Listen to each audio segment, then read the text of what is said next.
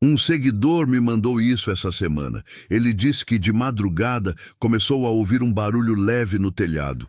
Achou que era gato ou vento e ignorou. Só que o barulho voltou. Mais pesado, mais lento, como se alguém estivesse andando lá em cima. Então parou, bem acima do quarto. Silêncio total, até que... Toc, toc. 2 batidas secas na laje. Ele travou. Mas o pior veio depois. Começou um som estranho, como se algo estivesse raspando dentro da caixa d'água. Mesmo assim, ele criou coragem e subiu. Quando chegou lá, não tinha ninguém. Só a tampa da caixa, aberta. Ele olhou dentro. Água parada. Nada. Fechou e virou para descer. Foi quando ouviu a água se mexendo com força. E então, toque, toque, toque. Dessa vez, de dentro da caixa.